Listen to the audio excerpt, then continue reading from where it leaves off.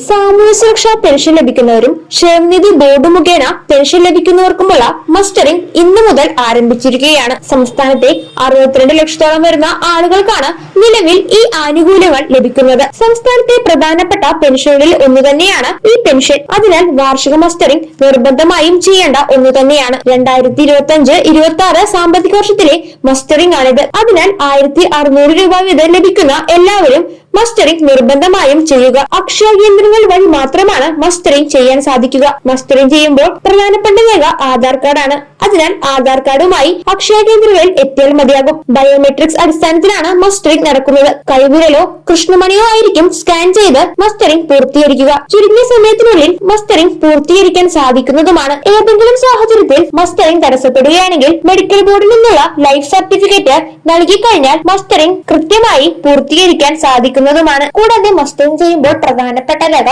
ആധാർ കാർഡാണ്.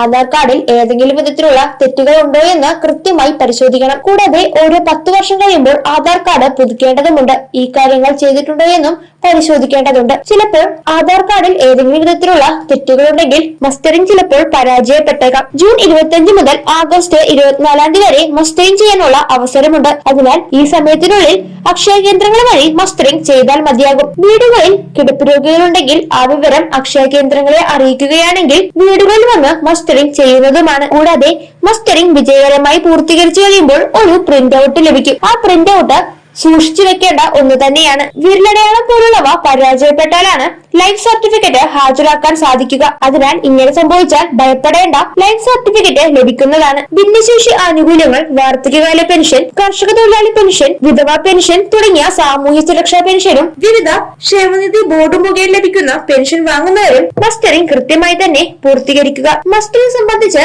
ഏതെങ്കിലും വിധത്തിലുള്ള സംശയങ്ങളുണ്ടെങ്കിൽ അവ കൃത്യമായി തന്നെ പരിഹരിക്കേണ്ടതാണ്. അതിനുശേഷം പെൻഷൻ കിട്ടുന്ന എല്ലാവരും ഇവ കൃത്യമായി ചെയ്യുക. ജൂൺ 25 മുതൽ ആഗസ്റ്റ് 24 വരെ സമയമുണ്ട്. അതിനാൽ ഈ സമയത്തിനുള്ളിൽ പെൻഷൻ കിട്ടുന്ന എല്ലാവരും കൃത്യമായ വിവരങ്ങൾ ശരിയായ രീതിയിൽ തന്നെ മനസ്സിലാക്കിയതിനു ശേഷം ചെയ്യുക.